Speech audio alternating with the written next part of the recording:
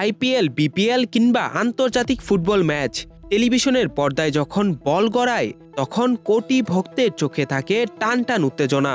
কিন্তু মাঠের এই উন্মাদনাকে পুঁজি করে পর্দার আড়ালে বসে অন্য এক ভয়ঙ্কর ব্লুপ্রিন্ট সাজাচ্ছে আন্তর্জাতিক সাইবার অপরাধী চক্র।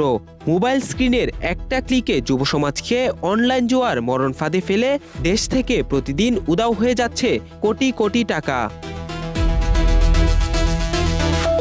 পারফেক্ট ব্লেন্ডের ফ্রেশ মশলা, ভালোবাসার স্বাদ অটুট থাক।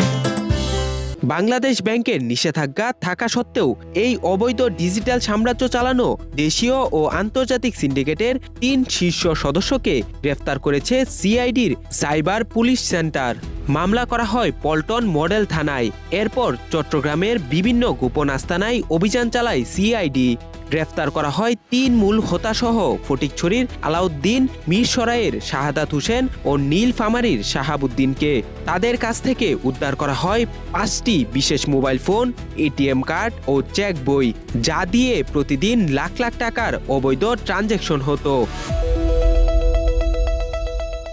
চক্রটি ফেসবুক ও টেলিগ্রামে আকর্ষণীয় বিজ্ঞাপনের মাধ্যমে তরুণদের জুয়ার সাইটে টানত।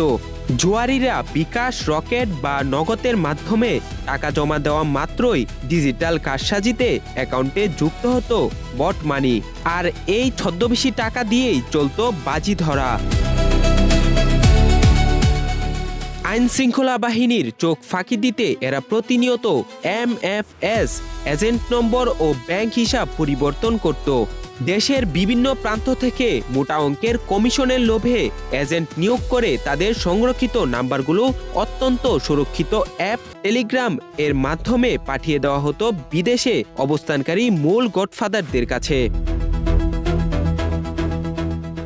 অনলাইন জুয়া বন্ধে বাংলাদেশ ব্যাংকের কড়া নির্দেশনা সহ সার্কুলার থাকা সত্ত্বেও এই চক্রটি অবৈধ ট্রানজ্যাকশনের মাধ্যমে সংরক্ষিত কোটি কোটি টাকা ব্যাংক হিসাব থেকে ক্রিপ্টোকারেন্সি বা ভার্চুয়াল মুদ্রায় রূপান্তর করে মুহূর্তের মধ্যে বিদেশে পাচার করে দিচ্ছিল।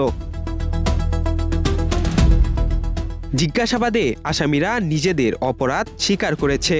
এই দেশবিরোধী মেগাচক্রের শিকড় কতদূর বিস্তৃত তা উদ্ঘাটনে আসামিদের রিমান্ড চেয়ে আদালতে পাঠিয়েছে সিআইডি।